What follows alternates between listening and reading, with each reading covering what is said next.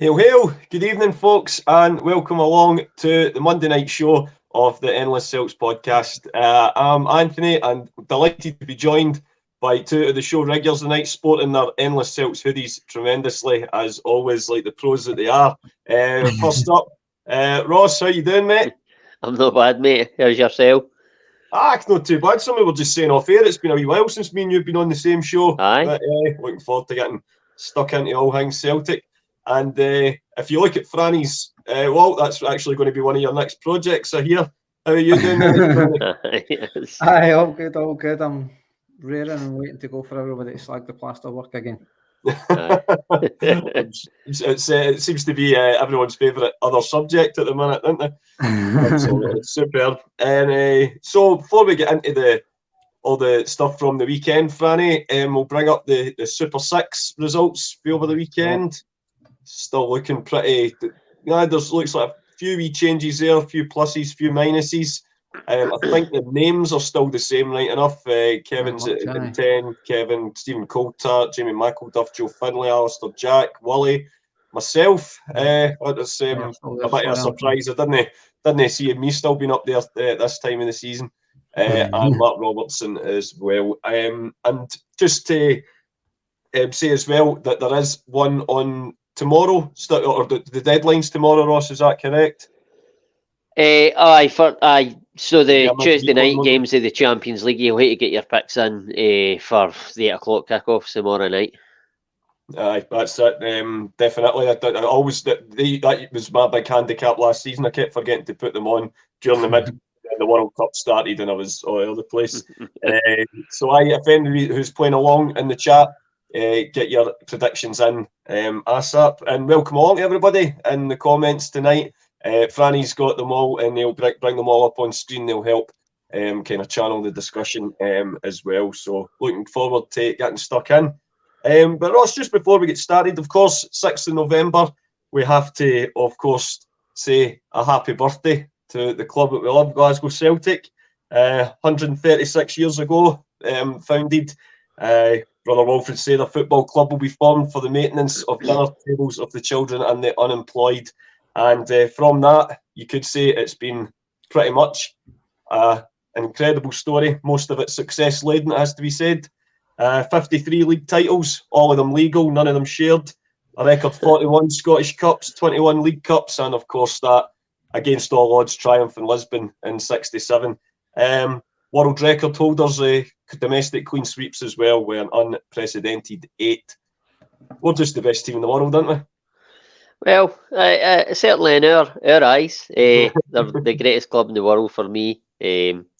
Always have been for as long as I can remember, and they always will be. They're my first love. I wouldn't say that I love them more than my wife, but it's very, very close. But listen, it's the Celtic are, for me, speaking for myself, obviously. If I open my eyes in the morning, first thing I do is check what's happening with Celtic. I go into our group chat, see if MD's put in on, and then at my work, I'm listening to Celtic podcasts or whatever, just getting any bit of Celtic news I can. And it also helps because we do this podcast ourselves, and doing this podcast has been a brilliant platform for me to just voice my opinion. I like to have an opinion, or I like to have an opinion on Celtic before this, and this has given me an opportunity to do it on a sort of slightly larger platform. But just getting Celtic off my chest and just finding out about Celtic and just Celtic every day. I just love them to bits. I love the club, and it isn't always great. It isn't always absolutely absolutely terrible either. But it's just the roller coaster ride, and I'll never go off. Couldn't agree more, mate. Franny, I'm sure you'll have just something to add to that as well. It's just like you say, it was obviously there's a really good documentary on BBC Scotland at the minute about Fergus, who the man who saved Celtic, and it was him that gave the quote. It might not always be easy being a Celtic supporter, but it's absolutely always worthwhile. I'm pretty sure you would agree with that. Oh, it has been worthwhile.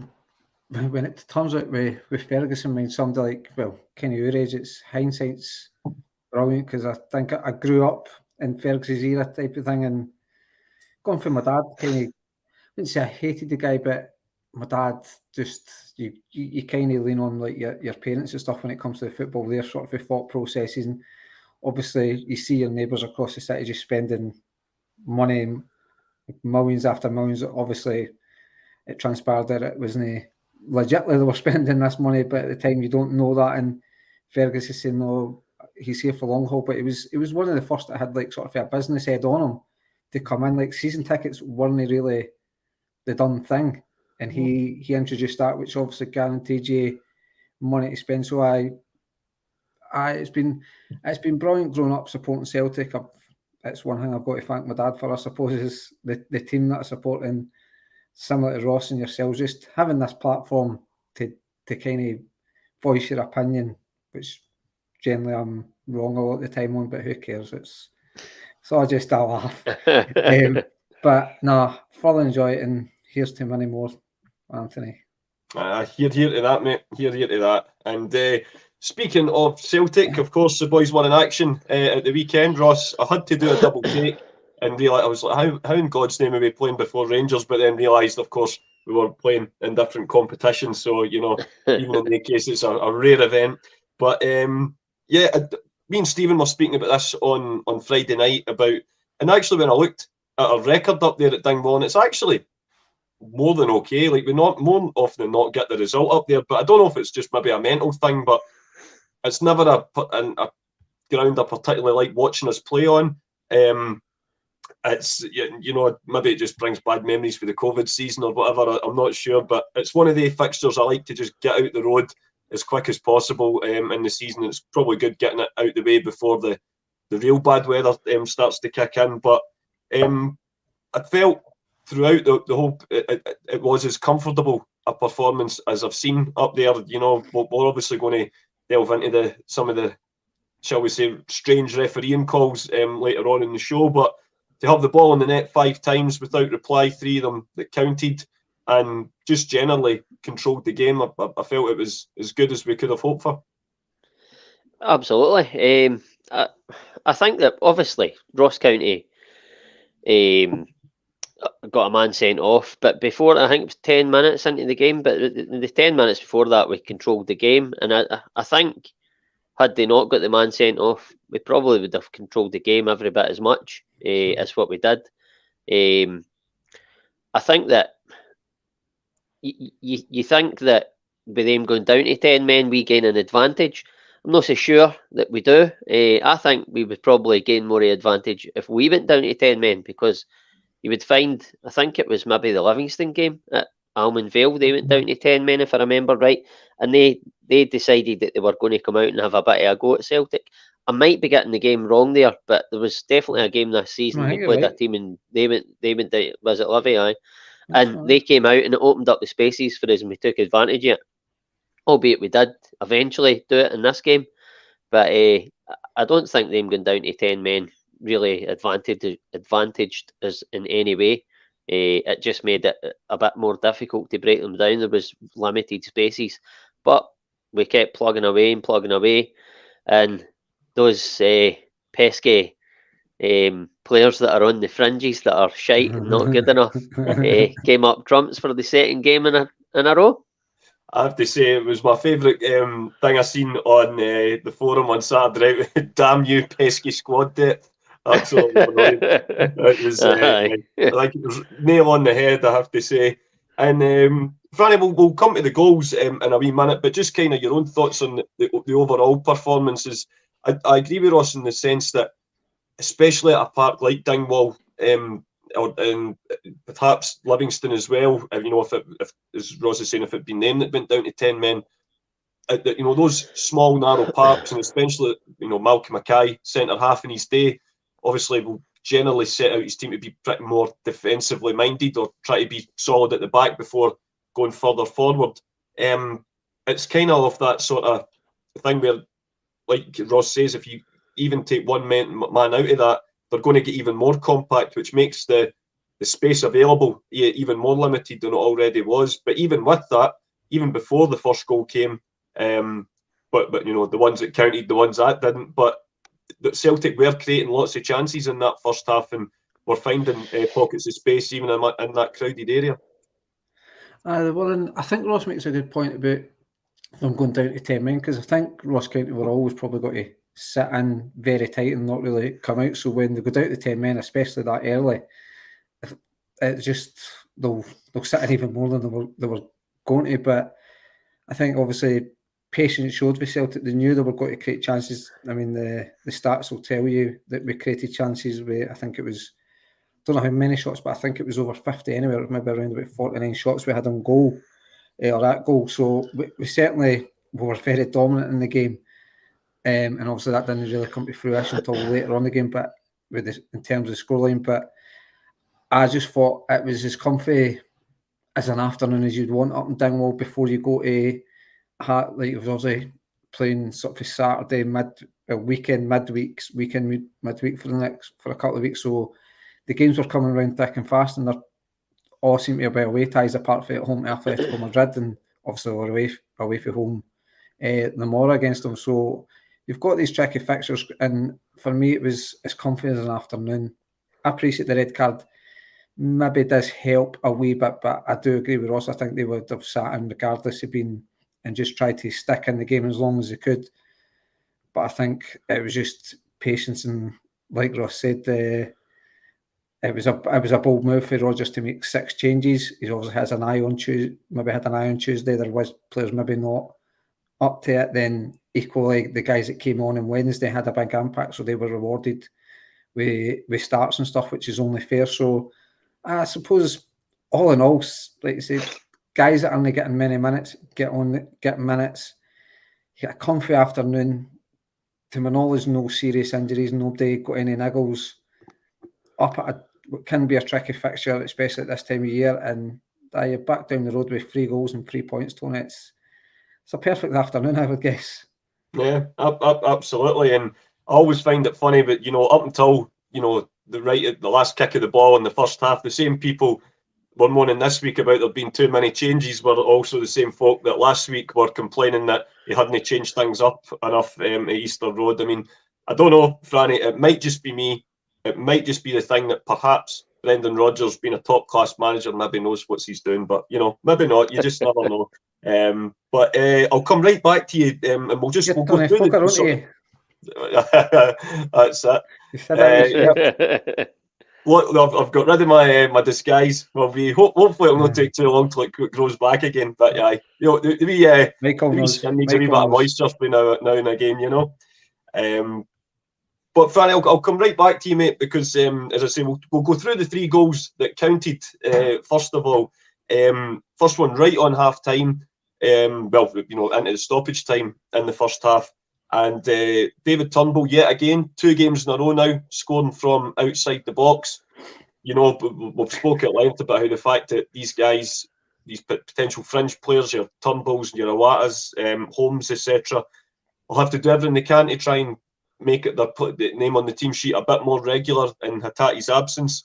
David Turnbull, you know, he's doing what he does best, putting the laces through it, getting it away for the goalkeeper who, as Jed just said there, I thought he had a really good game in the Ross County goal. I think it's Laidlaw, his name was. He had a couple of brilliant saves on Saturday. Second goal, yet again, another goal of the season. I think Louis Palmer's having his own goal of the season competition with himself. Another absolute incredible finish into the top corner. You know, winding effort for outside the box again. It was that kind of effort, I think, that was going to be beating the Ross County keeper in that second half. And then, obviously, we'll touch more on it a bit more in depth in a little bit. But James Forrest getting his name on the score sheet again. Brilliant diving header, I felt had to be said. You know, it's a great ball in from, I think it's Palmer, but he's still got a hell of a lot to do. But it's the kind of ball that a kind of forward player would just love to get on the end of, and he did brilliantly just to wrap the game up. 3 good goals, really good goals on another good day for the boys away from home. It wasn't. Turnbull obviously scored a really good goal midweek and stuff outside the box, and it maybe was just one of the that type of chance, because obviously Ross County are sitting maybe can't. You just maybe need somebody to take a shot from outside the box. And I'm not saying we got lucky. Sometimes they go in, sometimes they don't, but it can then, taking shots from outside the box can lead to the team coming out. And I think before that, Tumble had a shot before that. I think CCV had a shot, Scales had a shot. I think a couple others had. So we were recognising that they were sitting deep and taking shots from outside the box. And Tumble, in fairness, is usually good for that kind of distance. He generally always hits the target when he does take a strike. And I think it might be easy saying it because he's got 2 goals, but I think Hatate's position is very much well up for grabs. I think Bernardo's done okay since he's came on. Nothing startling. I think he's a total different player for Hatate. He's kind of more wins the ball, runs with it, maybe just passes it off. I don't think he'll do anything amazing, so to speak, or pleasing on the eye. I feel like we maybe have it got a shot like Tumble and stuff. So Tumble can only, to me, Tumble almost can't do any more to try and stake that claim. He's not one of these ones that's got to harry and get the ball back quick and things. For me, he is kind of technically gifted player and things. Has got a good pass on him, clearly got an eye for goal. Home, I think he looked very good against St Mirren. He looked good again when he came across Ross County. But for me, I think it's a toss-up between Tumble and Bernardo for that starting slot now. And Tumble is probably doing everything he can to get it. He's not doing. He can't do any more, the lad, I'd imagine. The second goal, it kind of felt for me the game was just got to fizzle out 1-0. I never ever felt Ross County were got to really do anything, but then obviously Palmer comes on. He has got that.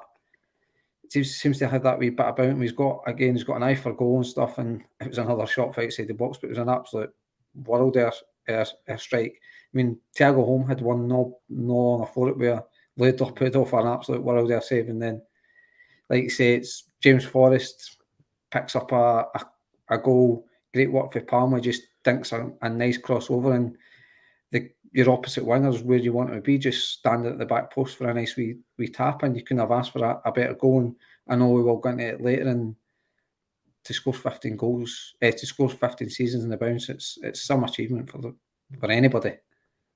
I totally agree, mate. And I don't think it's beyond the realm to say it, but something that we might not actually see again, consecutively, and it's an absolute credit to him. As I say, but no, we're all big fans of him, and he's definitely going to get his own little kind of tribute near the end of the show.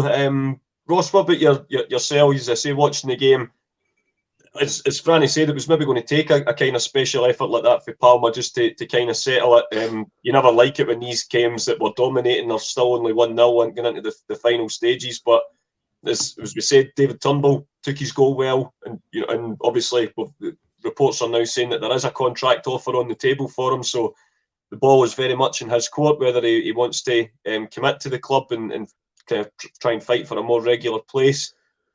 Louis Palmer, new introduction to the club, and he just seems to have, taken it like a duck to water. Another fantastic finish. And as we say, part of the furniture, James Forrest, just making another worthwhile contribution to the side. Aye. Every goal was a good goal in their own right. The first half, obviously, we might come on to the goals that were disallowed and such like, but in terms of the goal itself, it was going to take something like that. John, who's obviously he's not been on the podcast for a while, but he was saying in the group chat that, well, he's always said on the podcast when he's been on previously, he wants guys to take shots from outside the box, especially when they're set up like Ross County was, and that's fair enough. That it's the right call. And it was proven on Saturday that was going to take something like a Turnbull strike. I don't really want to talk about the Turnbull goal too much because I was a wee bit pissed off. I'd bet Turnbull for outside the box on Wednesday night against St Mirren, and he scored. And then just before kick-off, I was between, will I put Turnbull on again for outside the box, or will I go first goal? I decided Turnbull doesn't really do as well for away from home. So I thought I'll go with O first goal. He gets chalked off for a millimetre, and then 10 minutes later or whatever, Turnbull puts it in the back of the net for outside the box. But listen, it was a great strike. Back for it?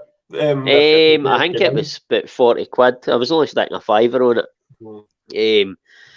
But it was just Turnbull doing Turnbull things, really. Really good. I mean, he doesn't catch it flush, but the accuracy's there. And it's enough to keep it away from the keeper. It's so close to the corner. And that sort of settles us, and everybody says it. You always say it. It's a perfect time to get a goal, right on half time, when it looked like for all the world we were going in at half time, having probed and plugged away and just no quite got the breakthrough. And then you go into the second half and you're wanting to get that early goal, but if it doesn't happen, you're nervous. But that just settles us down, and it allows us to be more patient in the second half, if you like. And then obviously we get the goal for Palma, which is it's a phenomenal strike, an absolutely phenomenal strike. The guy, I've said it before, the guy's got a wand, an absolute wand to a right foot, and I loved he's scored that goal and obviously ran towards the dugout, but he's running towards Kewell. He high fives Brendan Rodgers straight to Kewell, and you just know that. And it's not that Palmer's shot shy by any manner of means, but obviously Harry Kewell is saying to him, take it early. If you see an opportunity, just hit it. And they've worked on that, they've spoke about it, and he's just shown his appreciation for Harry Kewell and how he's coaching him. And I think all the wingers love how Harry Kewell coaches them.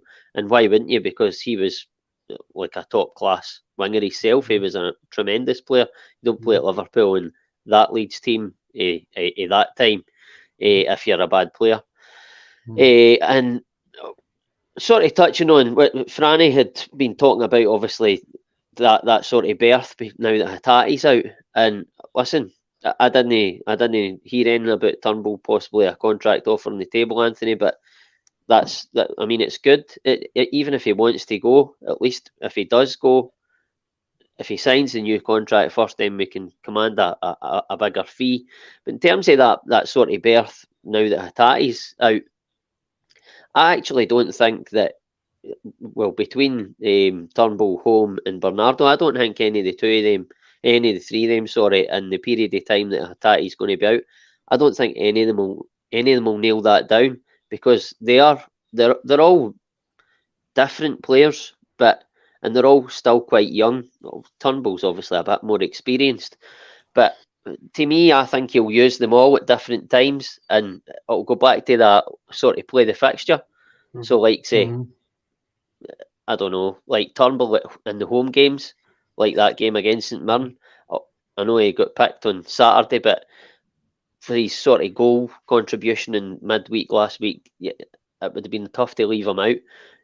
But I think games, there'll be different games, like say on Tuesday night. For me, I don't think Turnbull starts in that game. I think it'll probably be, well, I don't know if I would start him, but I think probably Rodgers will go with Bernardo if he goes with the 4-3-3. But as I say, I think he'll play the fixture and he'll alternate between the three of them. I don't think any of them will nail it down, and it'll just be sort of not a stopgap. That's not the right term, but until Hatate gets back, he is the main man. He's the man with that jersey, and these guys are all vying to try and get it. One of them might stake a claim and they might play out their skin, and then Hatate might struggle to get back in an ideal world. But listen, Hatate will come back probably and he'll get back into the team, if not straight away. Eventually he will, because he's that good. And then moving on to Forrest goal, there's not a happier guy for him than me. I was absolutely delighted, and like, you let out a roar when Celtic score a goal. I just about lost my voice when he scored that goal, because he takes so much flack. He's a legend of the club, and people just absolutely slate him and say he's finished and all the rest of it. He's lost pace. He's still the fastest at the club, and that's not even up for discussion. It's a fact. He's the fastest at the club. Now, I'm not saying he's the fastest in a sprint. I understand that football's not always sprinting and it's sharp movements and stuff like that. He's maybe lost that a wee bit, but James Forrest he's still got it up there, and I think, listen, he's not going to be picked in the team and get a run of games where he's going to play 10, 15, 20 games in a row. If he done that, you would see more James Forrest traits and what he can bring to the team. But he's not going to get that because there is players ahead of them and they're younger guys. But for me, games like that, James Forrest will come in and get you a goal. And he was struggling there to get that goal this season. Any opportunity he had, it was similar to O, but he's got that goal now. And I think anytime James Forrest come in and he gets a chance, I'd put my house on him taking it. He's a quality player. He's been a quality player. He isn't going to be a first pick for Celtic, but he is a quality option to have and to bring on in games like Saturday. Just experience, and he took his goal really well. But you have to really applaud Palmer for the work he does. It breaks to him. He's patient. You see him. He takes that extra touch, gets right to the byline. He's got his head up, and he just dinks it to the back post and puts it on a plate for him. I actually thought in real time, I wondered why he didn't play it along the ground, because I think it was maybe O was coming in at the front post. But when you see it again, he absolutely makes the right decision. He takes the keeper out the game, takes a couple of defenders out the game, and James Forrest has just got an easy, just nods it in at the back post. He couldn't have, to get himself off the mark this season, couldn't ask for a better opportunity right in a plate. It was a great day's work, and we move on to Atletico Madrid on Tuesday night. The morning night. not that there's any difference, Ross County and Dingwall versus Atletico Madrid in the Metropolitano. It's quite the difference indeed. Ross, I'm going to come back to you again, because obviously that was, as we were saying earlier, we had the ball in the net 5 times, only 3 which were allowed, and let's just say, yet again, and I appreciate that it wasn't just at the Celtic game, and it wasn't just even north of the border. It's been another, shall we say, infamous weekend where the VAR technology is concerned, both north and south of the border. But of course, this is a Celtic podcast, so we're focusing on the Celtic side of things. And I just want to go through, there was quite a few incidents, and we'll discuss, you can just go through them at your own leisure. The first one, not that you were necessarily saying one way or the other, but I think you gave you put forward a different view, shall we say, in the group chat, which was absolutely fair enough. I didn't actually see the incident live. The first goal, this is the one where it was disallowed for apparent infringement in the penalty area before Scales tucked it away. I have to say, having seen it back in real time and in slow motion since, for me, I appreciate I'm biased, but I still think there's not enough there for the county defender to go. It's not like the incident at Newcastle where there's 2 hands on him and it's quite blatant for me. So for me, that was a goal. I think the red card incident, which for one of the few times where it was actually correct, although when you actually see how close the referee is to the incident in real time, it's strange how you couldn't have asked to be in a better position. But I think we would all probably agree the red card is a correct call there. Celtic then had the ball in the net. After that, for a second time, and it was ruled out. Like you saying, it robbed you 40 quid as well. We've since found out as well. Bafflingly, and it was actually Chris Sutton in the studio that says that they were actually the footage that they showed to justify it. It looked as if the ball had actually already left Bernardo's feet. I've been told since then that they then put up the second one, another image where it hadn't, that justified it. I'll be honest, I've not seen that one, but I did see Neil McCann on Sports Scene last night arguing that it was so close that perhaps as it used to be, if in doubt, you favour the attacking player. But for me, all of those incidents for me were overshadowed by the complete. And it's not like the Daily Record tried to claim that the incidents were missed. They weren't missed because they were in clear views in every replay that was seen. So for me, that's not being missed. That's just been blatantly ignored. 3 And I would actually argue 4, because you brought it up in the group chat as well about the foul on Yang that wasn't even looked at by VAR. So we're told that certainly there was no replay given. But there was 3 quite blatant shirt pulling incidents in the game. One on O, and one on, I think it was the other one was on Van Dijk, Carter Vickers as well. I think that the other, I think it was maybe 2 on O. But you know, the freeze frame image shows, I mean, they could not be getting pulled anymore. I mean, if there was any more force on it, the players' shirts would rip. When you see other teams being awarded, well, one team in particular being awarded very dubious penalties for what we would argue is less than what went on Saturday, it's the question we always ask ourselves in the group chat: why is this always favouring, always seeming, whenever it's a Celtic incident, that it gets overlooked? Where to start? That was a lot of information. I should probably actually ask him a question here rather than just go. Starting with the what was the first disallowed Scales goal? one. The one Scales one. I did say at the time.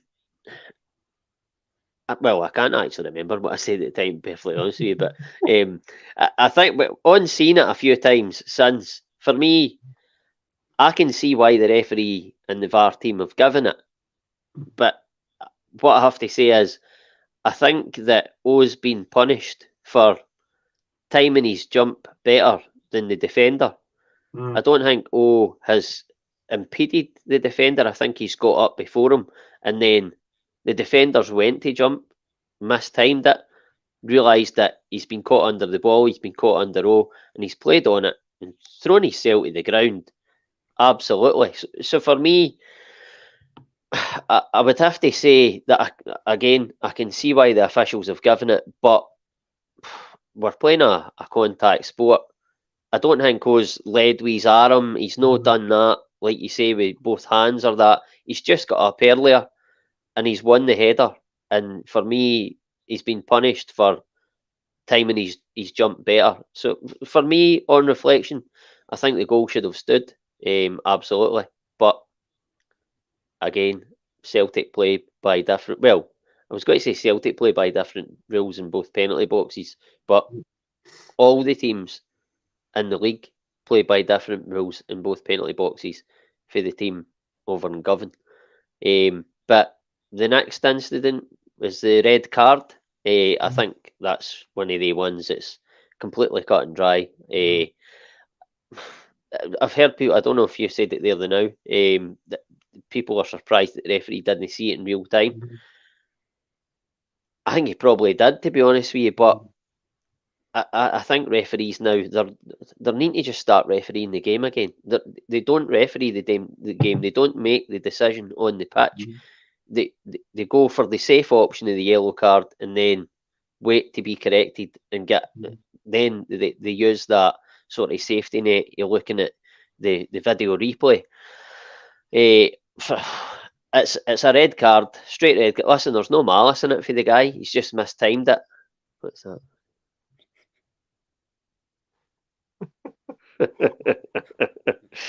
Fuck's sake. There's no. He's usually on the other side and he's got a mirror at the back of him, isn't he? I don't think there's any malice in it for the Ross County player. I think it's one of the ones. Again, he's mistimed it. I heard somebody comparing it like to O's one against Feyenoord. I don't think it's anything like that because he's committed. He's tried to get the ball. He's mistimed it, but not home at Feyenoord. I always say their names. They're so close. But for me, Holmes, when he's pulling out it, that guy's fully committed. But he's coming for sort of side on as well, whereas Home was face on. But it's unlucky for the guy. There's not a lot he can do about it. It just so happens that Yang's foot is planted and he catches him. If he goes to either side of his foot, he probably gets away with a booting. He maybe even gets away with no giving away a free kick because he maybe doesn't make contact. But it's a red card, a straight red card all day long. no doubt about it. The next one, what was that? So the set was the chopped off goal. Oh, the old chopped off goal. Aye, listen, they going about the VAR lines, and they're conclusive and they're matter of fact. What you said was right. They did show you another frame after the game, and it sort of showed that it probably was still offside. But I mean, if we're giving offside, I don't like it. Right, it should be used for decisions where the guy is offside and it's clear that he's offside, but the linesman hasn't given it.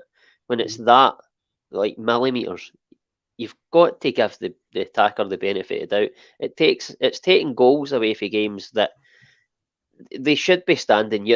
Maeda's no gained an advantage there, because that's what offside is for. It's to take away that advantage of a striker just standing up the park and, do you know what I mean? Just getting the ball kicked up to him and out in his own. He's not getting an advantage there. He's a millimetre offside. For me, it's not right. But I concede that that's the rules we're playing by now, and that's that people wanted the technology, and it's being used. And you have to say, with the technology and what they showed us, they have got it right, as much as it's harsh. So no complaints really, but just on the fact that VAR's shite, basically. But, the next one, I'm just trying to. That was information overload, Anthony. Aye, sorry.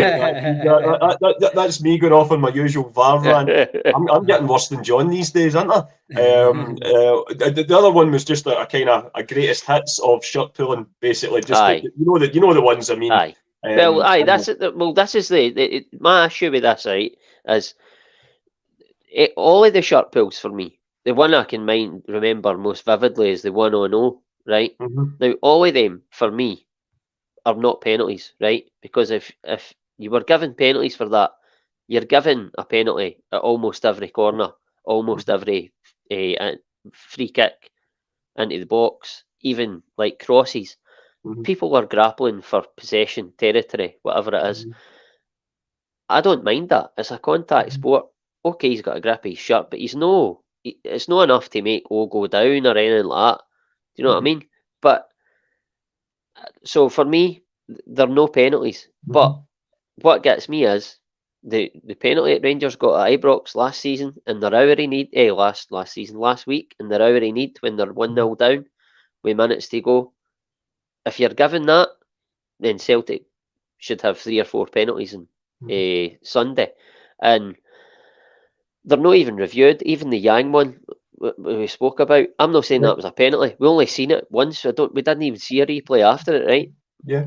I'm not saying it was a penalty, but there was no like this is being looked at or anything like that. Nothing like that. It's like not to go off of our game, but yesterday's game with Rangers. Now, I've only seen one thing with. Like, I've only seen it in real time, really, and then a replay for an angle for behind, like Xander Clark, the penalty for Danilo. To me, the angle I've seen, Xander Clark comes out, he gives the referee a decision to make, right? But he pulls out it. And for me, Danilo is going down before any contact is made. If anything, he initiates the contact. Again, I concede that the goalkeeper gives the referee a decision to make, gives an opportunity to give a penalty. But what gets me is there was no review. There was no 3-4 minute wait to see if it was definitely a penalty. It was Rangers.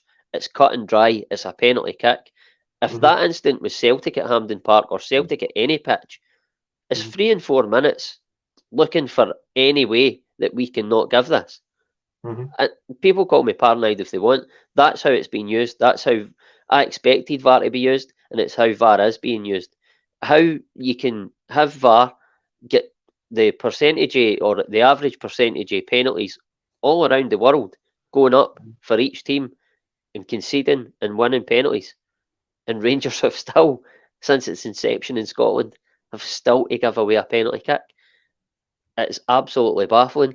Then you look at that fucking fourth what do you call it? Fourth official. Fourth official. I couldn't get the word there. That wee nod and smile. Listen, he might not have been looking at him, but he was. He was. It's just absolutely unbelievable. And again, I'll go back to. I'll come off of that and go back to our game. For me, they're not penalties, but the penalties that Rangers get, for me, we should have had 4 penalties on Saturday. But listen, we keep rolling on. We're 8 points clear. We're up against it. We're not getting help for any referees, linesmen like they do. But we're still ahead, and we're still the best team in the land. Absolutely, mate. Hail, hail. Franny, apologies, mate. I know that was probably gave Ross information overload, and I probably should have broke that down into 2, just so he's one waiting too long before offering your tuppence worth. Kind of, what was your own thoughts on the kind of the incidents kind of highlighted, and just your own thoughts really on the never-ending saga that seems to be VAR watch? The first one, like the skills one, I'm similar with Ross's opinion. I can understand why it's been disallowed. I think it should stand, but then it's that one where you talk about clear and obvious. That's maybe the thing with VAR and stuff. That's why they maybe changed the penalties. The referee made a clear and obvious error, and to me, I think as much as I think it's a goal, I don't think you could class that as a clear and obvious error. I think there is enough in there to justify not giving a goal. I don't think the referee has made a clear and obvious error to say, no, that goal should stand or whatever. I think it was right. I think it was right to chop it off when he gave the foul for that. Then the red card. I'm with you, Anthony. I said that to I was up at my dad's watching it. And I said that to, I was like, how can that referee be so close and not deem that a red card straight away? I appreciate VAR has done it. I understand what Ross is saying, and it's maybe true that they're banking on VAR, just bailing them out's the right term, but they know they've got that sort of a safety net saying, well, I'll make the call and I'll let VAR do, see if I've made the right call or not, which is wrong. VAR's not meant to be re-refereeing games. It's meant to be there as a sort of aid, if you like. And even when he goes over at the monitor and stuff, I think he had about 10 looks at it, and you're like, you shouldn't have needed one, mate. You should have knew it was a red card straight away, but to need that many looks at it on a monitor to work out if it was a red card or not, for me was absolutely baffling. Now, I'm not saying he was trying to think of a reason not to send them off. I was just like, I don't know if it's just incompetency, just not really understand that. I don't think I'm again with Ross, where I don't think the boy has went to absolutely do Young. It's just badly mistimed a challenge at the end of the day, and it's one of them. He has badly mistimed it.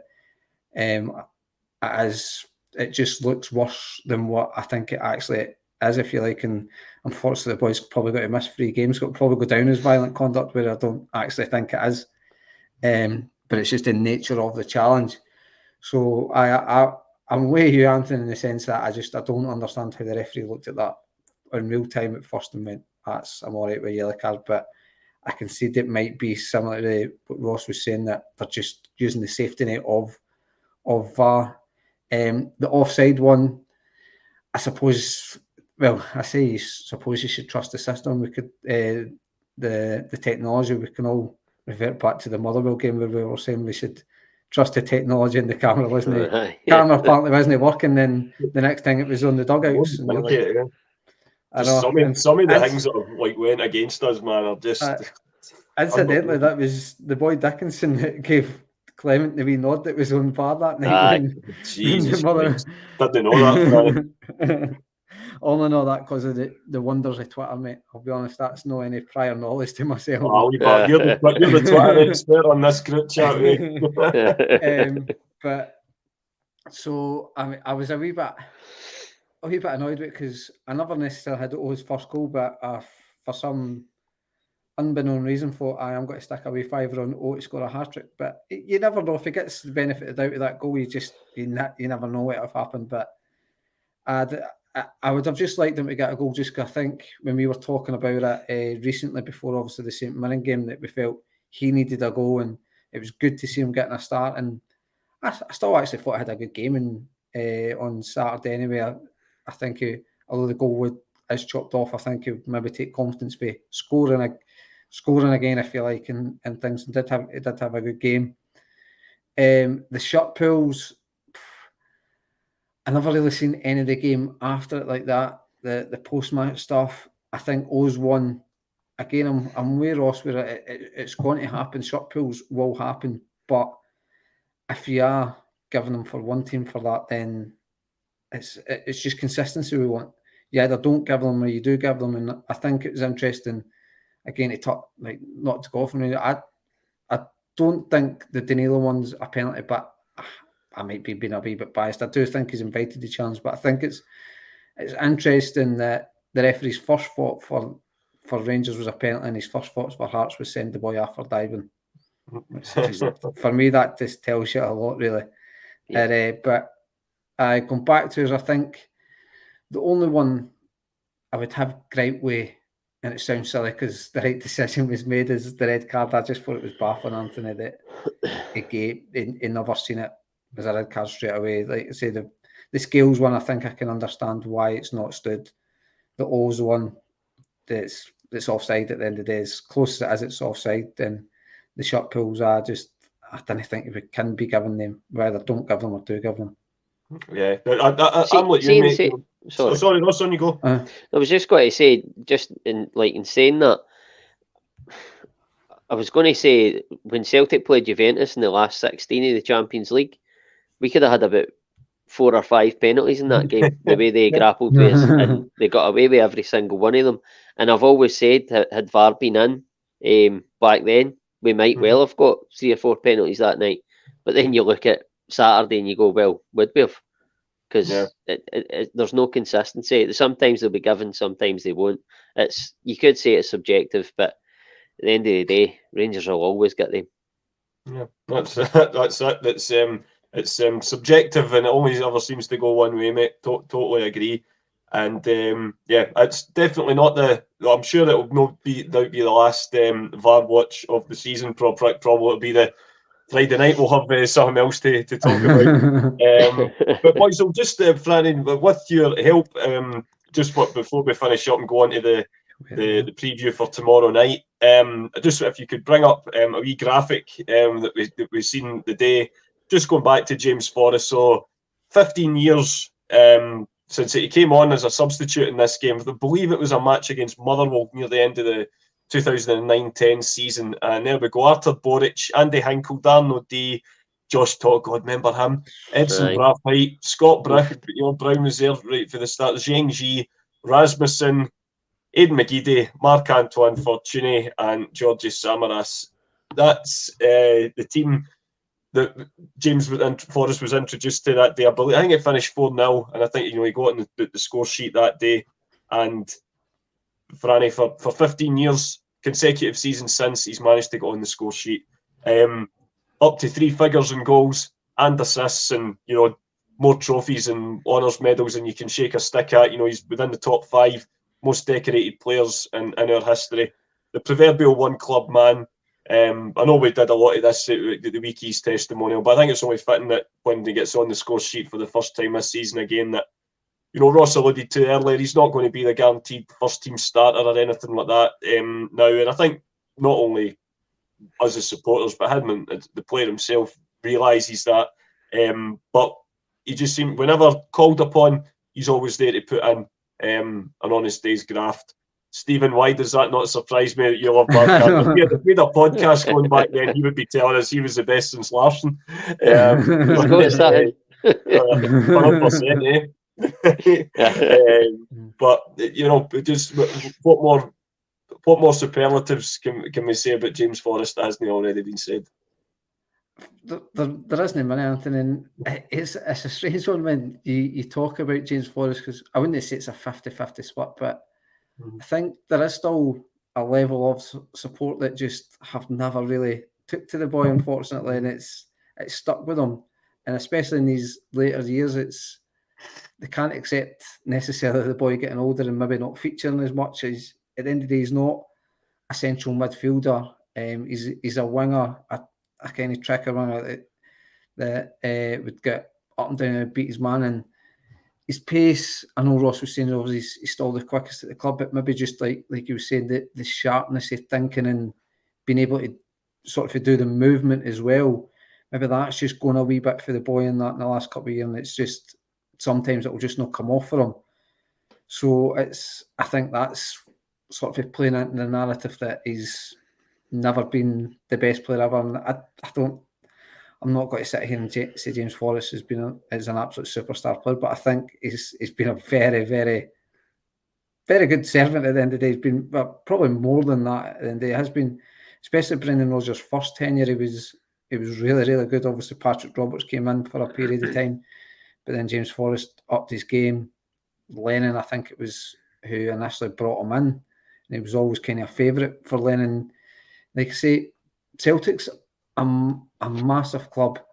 I know we all want them to do better, go and sign the big name players, but we realise, I mean, I say we, sometimes know that we, that want us to, I expect to do the big money deals without actually thinking logistically about it and things like that. So the guys like James Forrest, to still be at a club like Celtic 15 years on and not just making up the numbers, so to speak, he's contributing season on season. I think he'll still contribute this season. He's obviously got to be Rodgers, who knows the club, is here obviously second time round. A lot of the players are different from when he's here. I don't think there'll be many that were there outside Callum McGregor and James Forrest. I think Mikey Johnson, maybe the other one.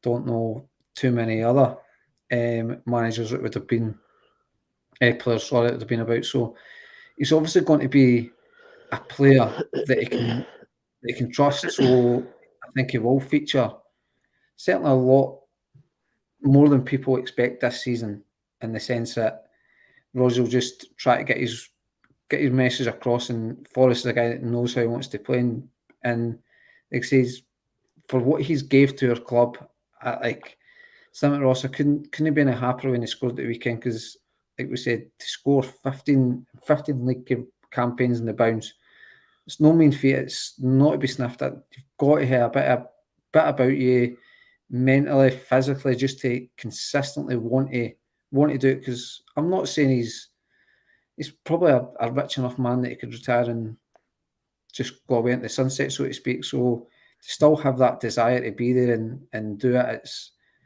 I can't say enough about the guy. I just wish it was more unanimous how people viewed the guy. I think he deserves a wee bit more credit than he actually gets. Like, I think people are judging a lot of his career on how it's sort of panning out now, when he's a wee bit older and maybe not got that sharpness to thinking to go to kind of beat the guy all the time and stuff. So I'll really, I don't think I'll ever I'll never say a bad thing about James Forrest on reflection. Maybe at the time during a game and that, you'll have your wee issues, but when you actually sit down talking about the guy, it's hard to pick faults in the guy at the end of the day. I would agree, mate. I think for someone that's been at the club so long, Ross, and contributed so much. Do you know what's funny? What Franny's saying there about the fact that maybe that love's never been overly unanimous with the support. Perhaps it was a little peak maybe around the time midway through Brendan's first stint at the club, where he was keeping an informed Paddy Roberts out the team. So that just kind of shows you the levels that he was at.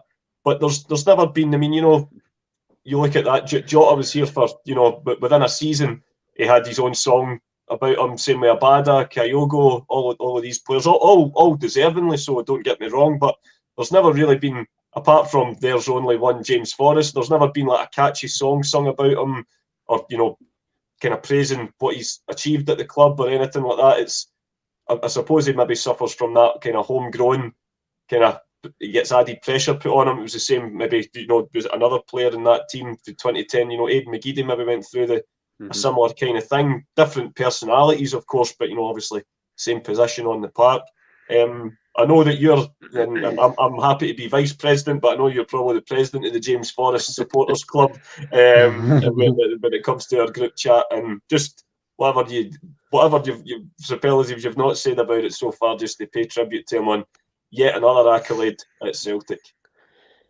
It can't be argued. He's a Celtic legend. I forgot we were going to do this wee bit actually, and I sort of done my tribute to him when I was talking about his goal. But no, you go back to that team that you put up the graphic there. I mean, that was 15, 16 years ago, and Tony Mowbray season, yep. For me, was it 15? 15? That would have been 15 years, yeah. My God, I'm old. But no, I say when he first came into the team, he was young, obviously, and he was finding his feet. And I concede that at times, in the early period of his Celtic career, there was games where people say James Forrest had. He never ever had. He faded out of games, absolutely, and disappeared. But he could never be accused of hiding in games. And that's fair enough. He was a young player. But then, as he got older, he grew into the role, loved being at the club. And for me, I don't understand how there's a Celtic fan out there doesn't like James Forrest. He's the type of player I love. He's direct. He had pace. He's still got pace. He was a player that got you off your seat, and he could finish the ball. He scored over 100 goals for Celtic for out wide. He's a fantastic player for me. Absolutely brilliant. And people forget at times, I think, what he's done down the years. And as Franny had said, they sort of judge him in the here and now. And that's fair enough. You have to judge on the here and now as well. But you have to take into account that James Forrest is getting that bit older. And he's not going to, I've said it already in this podcast, but he's not going to be a first choice. And he probably, once Abada's back, he probably won't feature as much as what he has been in recent weeks. But he'll still come in at times and he'll do the job, and he'll see us over the line in games. He might not always score a goal or do an amazing bit of play, but he'll be in the team and be part of a unit that gets us over the line. And that's all you can ask of James Forrest at this time in his career. We're asking probably more of him than what Brendan Rodgers had hoped, but that's due to, obviously, Abada being out the team. But he's not starting. He started a couple of games, but he's not going to start, for me, like say the morning night. He'll not start that game. He'll not start a big European game at Parkhead now. I don't expect him to. But the not abuse, but the sort of slagging, if you like, for wanting a better word, the stick, whatever he's took down the years. It reminds me, obviously, I think it was yourself there, Anthony, compared it to, obviously, Aidan McGeady had some quarters as well. It was Aidan McGeady's final ball at times that let him down, but he was a fabulous player. If he had a final ball, he could have played anywhere he wanted. But the stick that James Forrest has received is similar to me to what Sean Maloney used to receive. Sean Maloney was a brilliant player for Celtic. He was he started off wide. I think he started going more centrally as his career went on. But he was a brilliant player. He wasn't outstanding. But for me, you look at Aidan McGeady, you look at Sean Maloney and James Forrest. Three guys that played in similar areas of the park, similar-ish types of game. Aidan McGeady had the most natural ability, but James Forrest was the best out of the three of them by a distance for me. He's a fabulous player, and he's still a really good player, and he'll still contribute for Celtic. Again, not as much as what he has in the past, certainly in that period of Brendan Rodgers' first tenure, where he was absolutely colossal, and he played a massive part in winning us so many league titles, so many trophies. And he's one of the most, if not the most decorated player in the club's history.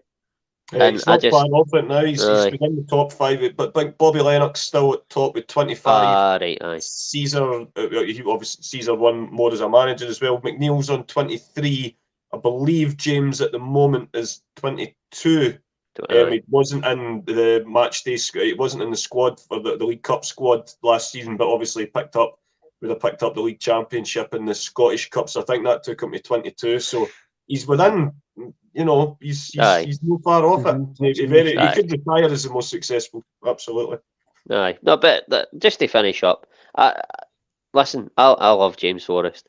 He's been fabulous for Celtic, and I just thank him for the years and the blood, sweat, and tears that he's given us. Brilliant. Yeah, I totally agree. There's probably, of course, though, we can't forget. That's probably what we should have put up in the TikTok, you're right, Franny. Getting pied after Celtic TV lassie for going to Nando's is still absolutely biblical TV, innit?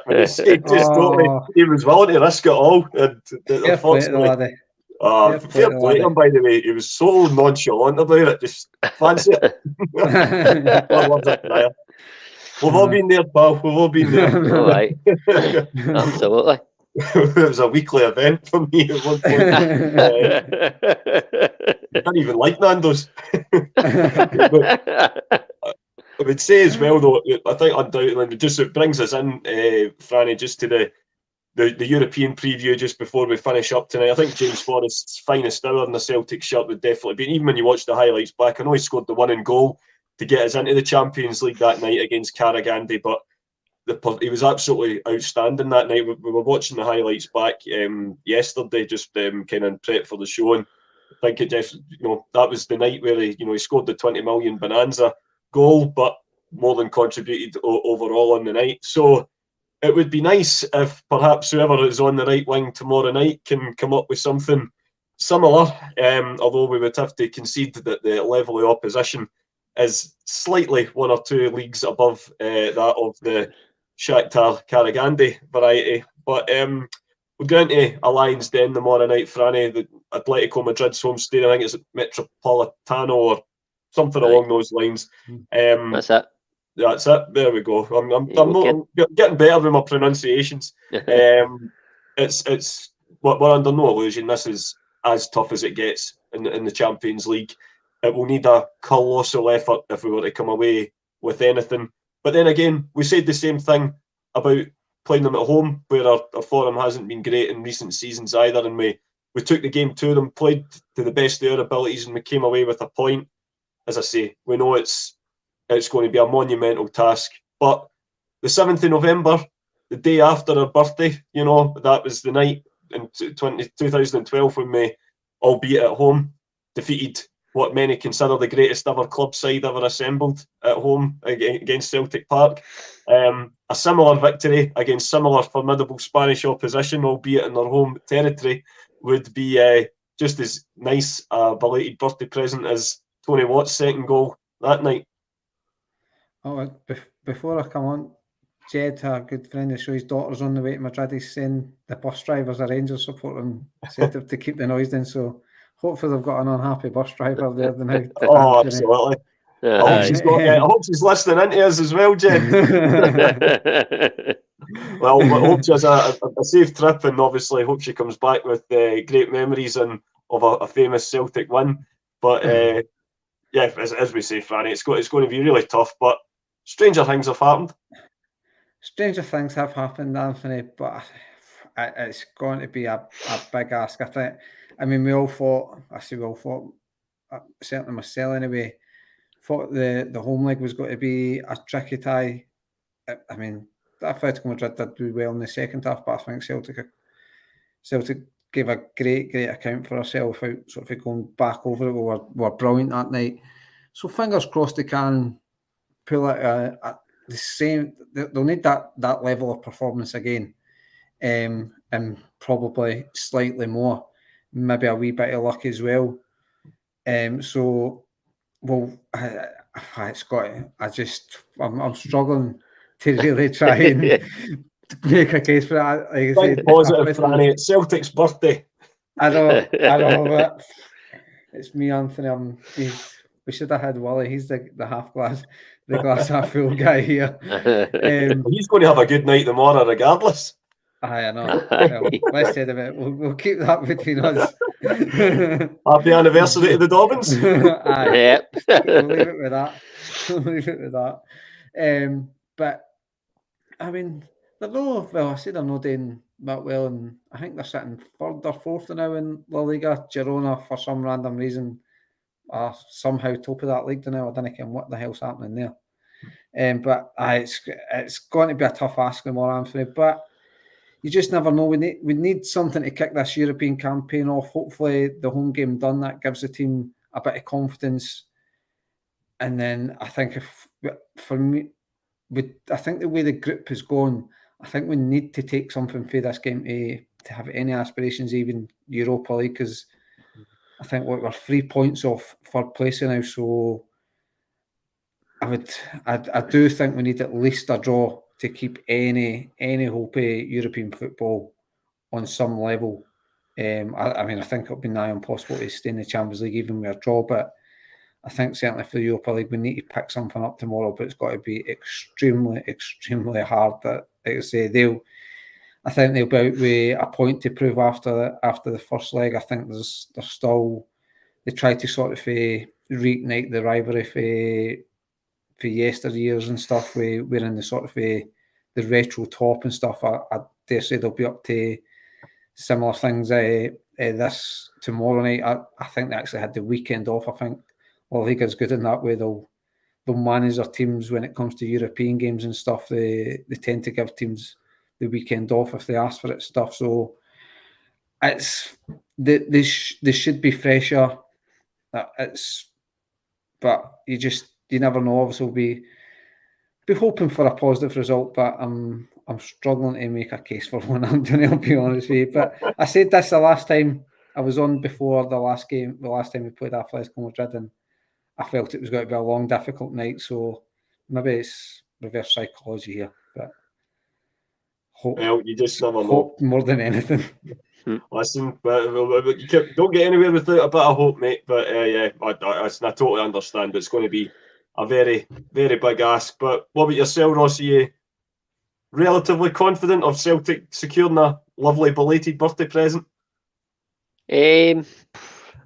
Listen, we're under no illusions. We all know it's going to be a really, really tough game.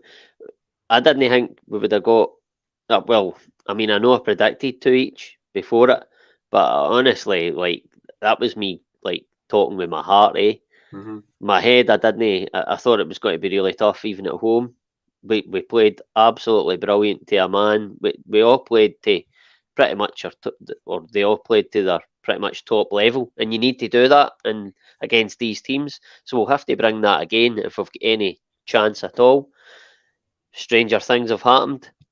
It's just got to be so tough. We need to keep it really tight and stay in the game for as long as we possibly can, and then just see where it takes us. In terms of Franny's talking about maybe what we need to, like, we obviously need to get a result, but we can't think about what the score's going to be in other games. We are relying on other results to an extent now, but for me at this point, the halfway point, 3 games left, just go out there, play as well as you can in the next 3 games and get as many points as you possibly can on the board, and then just see where it takes us. If we don't win tomorrow night, I will not lambast the team, obviously, unless like they give goals, cheap, shitty goals away. Do you know what I mean? Mm-hmm.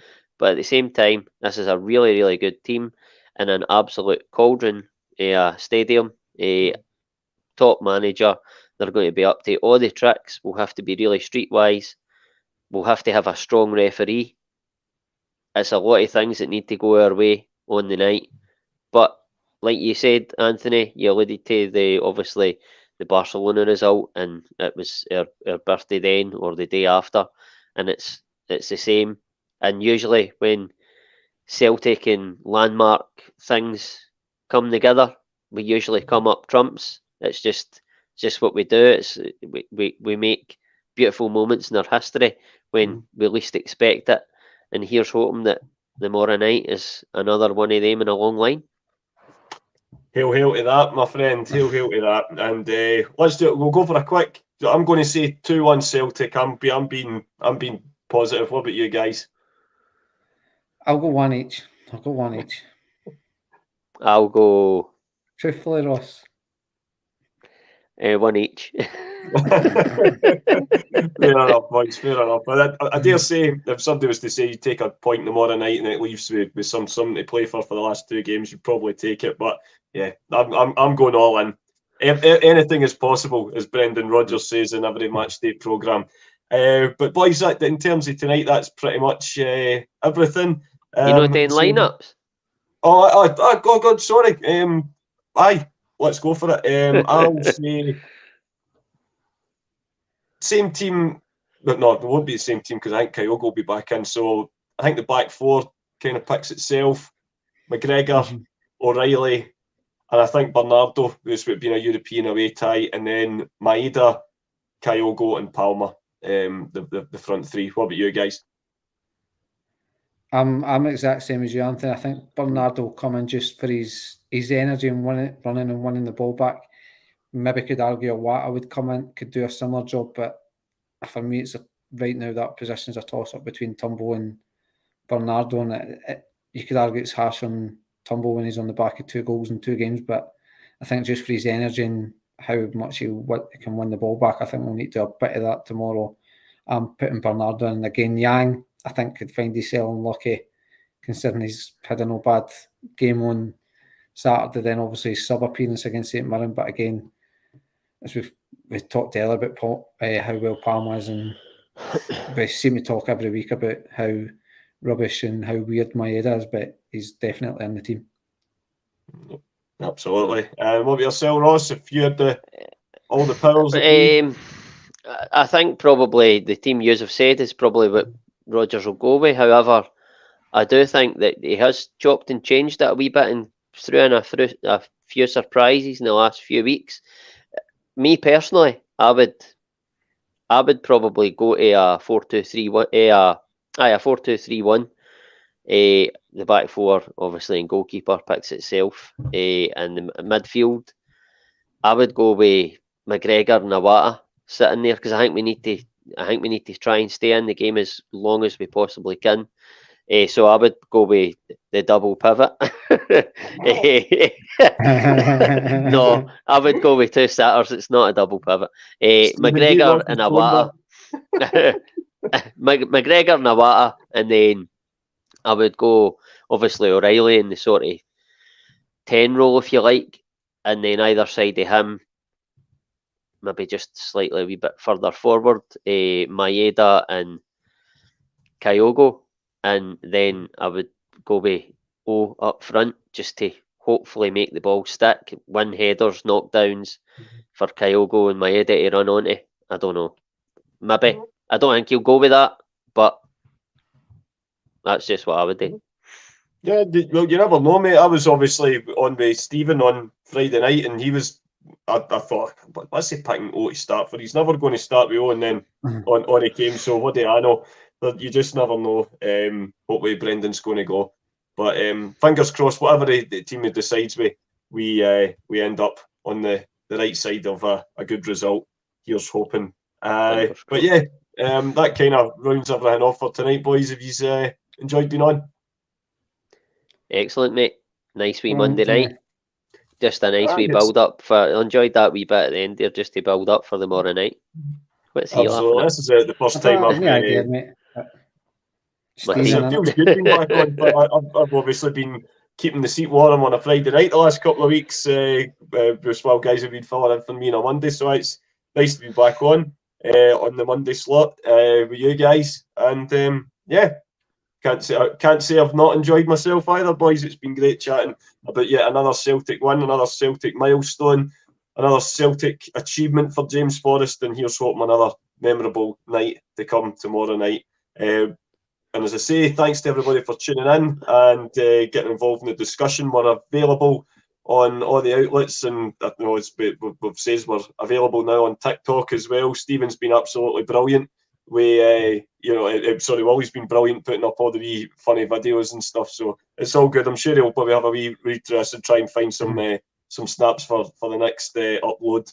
But we'll be back on Friday at the usual time of 8 o'clock then, and hopefully we're discussing a memorable night in Europe for Celtic. But until then, stay well and keep safe. Hail, hail.